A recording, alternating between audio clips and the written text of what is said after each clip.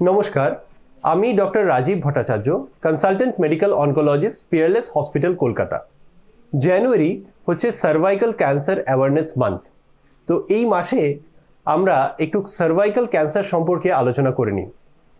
এই cervical cancer কিছুদিন আগে পর্যন্ত ভারতবর্ষ মহিলাদের মধ্যে 1 নম্বর ক্যান্সার ছিল। এই মুহূর্তে ব্রেস্ট ক্যান্সার সবথেকে কমন ভারতীয় মহিলাদের মধ্যে, কিন্তু ক্যান্সার সার্ভিক্স অথবা সার্ভাইকাল ক্যান্সার কিন্তু 2 নম্বর জায়গায় আছে। 2020 সালের যদি ডেটা আমি নিই, তাহলে সেই সময় 1,25,000-এরও বেশি মহিলার মধ্যে সার্ভাইকাল ক্যান্সার হয়েছিল এবং 77,000-এরও বেশি মহিলা সার্ভাইকাল ক্যান্সারের জন্য মারা গিয়েছিলেন। কাজেই বুঝতেই পারছেন যে এই অসুখটি বা এই ক্যান্সারটি কিন্তু অত্যন্ত ঘাতক এবং এর সংখ্যাও অনেক বেশি। তো আমরা একটু দেখে নিই বা জেনে নিই যে কিভাবে এই সার্ভাইকাল ক্যান্সার হয়। সার্ভাইকাল ক্যান্সার হওয়ার জন্য যেই প্যাথোজেনেসিস বা যে কারণে ওটা হয় সেটা হচ্ছে একটি ভাইরাল ইনফেকশনের জন্য। এই ভাইরাসটির নাম হচ্ছে হিউম্যান প্যাপিলোমা ভাইরাস। এই হিউম্যান প্যাপিলোমা ভাইরাস যদি একবার কোনো মহিলার শরীরে ইনফেক্টেড হয় তাহলে এবং তারপর সেই জনিদার যেখানে এই ইনফেকশনটা হয় সেই জনিদারের জায়গাটায় যদি কোনো রকমের ঘর্ষণ বা কোনো রকমভাবে রাপচার হয় অথবা কোনো রকমভাবে ছোটো ছোটো ইনজুরি হয়, তাহলে সেই ইনজুরির মাধ্যমে কিন্তু সেই হিউম্যান প্যাপিলোমা ভাইরাসটা শরীরের মধ্যে প্রবেশ করে অথবা ওই সার্ভাইকাল রিজনে প্রবেশ করে যায়, জরায়ুর ঠিক নিচের পাটটায়। এবং সেই দুটি পরপর ঘটনার জন্যই কিন্তু সার্ভাইকাল ক্যান্সার হয়। এই দুটোর কোনোটি ছাড়াই কিন্তু একসাথে থাকা ছাড়া সার্ভাইকাল ক্যান্সার হতে পারবে না। অর্থাৎ কিনা এইচপিভি ইনফেকশন হওয়াও জরুরি এবং সেই সাথে যে সার্ভাইকাল ক্যানাল সেই জায়গায় ইনজুরি হওয়াটাও জরুরি। তো এবারে আমরা জেনে নিই যে কি কি কারণে সার্ভাইকাল ক্যান্সার হওয়ার সম্ভাবনাটা বেড়ে যায়। এই কারণ এগুলিকে আমরা দুভাগে ভাগ করতে পারি, একটা এইচপিভি রিলেটেড আর একটি এইচপিভি আনরিলেটেড। এইচপিভি রিলেটেডের মধ্যে যেগুলি হচ্ছে যে খুব কম বয়স থেকে যদি কারোর যৌন সংসর্গ শুরু হয় বা একাধিক সেক্সুয়াল পার্টনার যদি কারোর থাকে, যদি হাই রিস্ক বিহেভিয়ার থাকে যে পার্টনার তার, যদি হিস্ট্রি অফ এর আগে যদি কোনো সেক্সুয়ালি ট্রান্সমিটেড ডিজিজের হিস্ট্রি থাকে, এগুলির ক্ষেত্রে কিন্তু সার্ভাইকাল ক্যান্সার হওয়ার সম্ভাবনা বেশি। এছাড়াও খুব কম বয়সে মা হওয়া, একাধিক সন্তান প্রসব করা, এগুলিও কিন্তু সার্ভাইকাল ক্যান্সার হওয়ার একটা সম্ভাবনাটা অনেকটা বাড়িয়ে দেয়।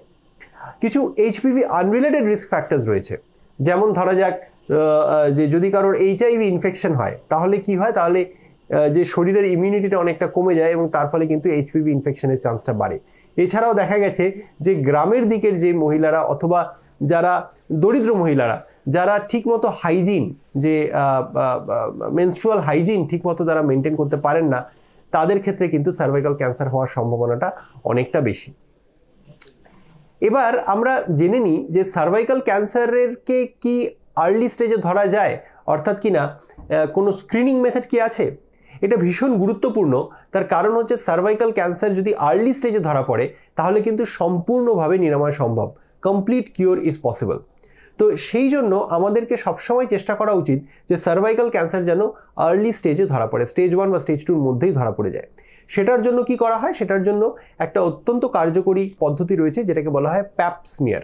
এই প্যাপ স্মিয়ার কিন্তু সমস্ত সরকারি হসপিটালেই অ্যাভেলেবল এবং এই প্যাপ স্মিয়ার ইউজুয়ালি এইটা একটা সাধারণ টেস্ট, একটা যে কোনো গাইনোকোলজিক্যাল ডিপার্টমেন্টে গেলেই একটা ছোট্ট সোয়াব নিয়ে নেওয়া হয় এবং তারপর সেটাকে মাইক্রোস্কোপের তলায় দেখা হয় যে সেইখানে সার্ভাইকাল ক্যান্সারের কোনো লক্ষণ দেখতে পাওয়া যাচ্ছে কিনা। যেভাবে এই প্যাপ স্মিয়ারটা করা হয় সেটা হচ্ছে 21 বছর থেকে 29 বছর অবধি যে মহিলারা থাকেন তাদের ক্ষেত্রে প্রত্যেক 3 বছর অন্তর অন্তর এই প্যাপ টেস্টটা করা উচিত। আর 30 বছর থেকে 65 বছর বয়স পর্যন্ত প্যাপ টেস্ট করা উচিত 3 বছর অন্তর অন্তর, অথবা আমরা একটা রক্ত পরীক্ষা যার মাধ্যমে ওই এইচপিভি ভাইরাসের ডিএনএটা ডিটেক্ট করা হয় সেটাকে যদি আমরা একসাথে করি তাহলে 5 বছর অন্তর অন্তর এই টেস্টগুলো করলেই হয়ে যাবে। কাজে 65 বছর বয়স পর্যন্ত কিন্তু পেশেন্টদের উচিত এই সার্ভাইকাল ক্যান্সার স্ক্রিনিংয়ের মধ্যে থাকা। সার্ভাইকাল ক্যান্সারের কি কি লক্ষণ, কি কি উপসর্গ হতে পারে, মোস্টলি যেটা হয় সেটা হচ্ছে রক্তক্ষরণ, ভ্যাজাইনার মধ্যে বা জনিদ্বারের মধ্যে দিয়ে রক্তক্ষরণ, কোনো সেক্সুয়াল ইন্টারকোর্সের পরে রক্তপাত অথবা কোনো ভ্যাজাইনা থেকে কোনো সাদা সাদা ডিসচার্জ, এইগুলি হচ্ছে মূল লক্ষণ সার্ভাইকাল ক্যান্সারের। যখন এই ধরনের কোনো লক্ষণ নিয়ে কোনো মহিলা আমাদের কাছে আছেন, কোনো পেশেন্ট আমাদের কাছে আসেন, তখন আমরা যেই টেস্টগুলি দিই তার মধ্যে সর্বপ্রথম হচ্ছে আমরা একটা এক্সামিনেশন করি, পারভাজাইনাল এক্সামিনেশন, ক্লিনিক্যাল এক্সামিনেশন করে আমরা দেখে নিই যে সত্যি কোনো রকম টিউমার ওই জরায়ুর দ্বারে কোথাও ডেভেলপ করেছে কিনা। আমরা একটা কল্পোস্কোপি করি, অর্থাৎ এটা ছোট্ট একটা ডিভাইস যেটা সাহায্যে আমরা ওই জায়গাটাকে দেখে নিই, ভিজুয়াল ইন্সপেকশন করি, এবং প্রয়োজনে যদি আমাদের কোনো সন্দেহজনক লিশন আমরা দেখতে পাই তাহলে সেখান থেকে আমরা বায়োপসি নিই।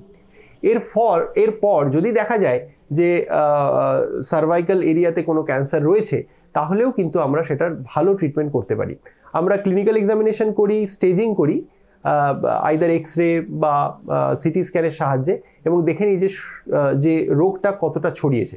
যদি রোগটা একদম আর্লি স্টেজে থাকে বা কম জায়গা জুড়ে থাকে, তাহলে সেক্ষেত্রে আমরা সার্জারি করে সম্পূর্ণভাবে ক্যান্সারের নিরাময় করে দিতে পারি। যদি দেখা যায় যে রোগটা জরায়ুর মুখ থেকে একটু বেরিয়েছে, একটু বাইরের দিকে গেছে, তাহলে সেক্ষেত্রে কেমোথেরাপি এবং রেডিওথেরাপির সাহায্যে আমরা ট্রিটমেন্ট করতে পারি।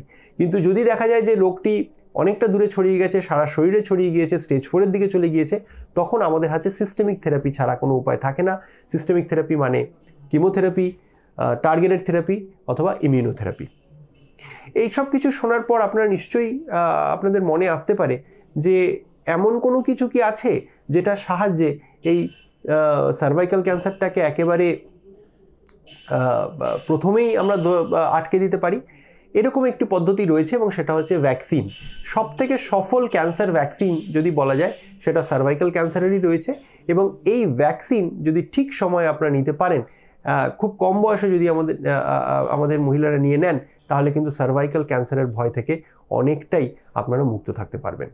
আশা করছি এই যে সচেতনতা, এগুলি আপনাকে সার্ভাইকাল ক্যান্সারের হাত থেকে বাঁচাবে। আজ এই পর্যন্তই, ধন্যবাদ।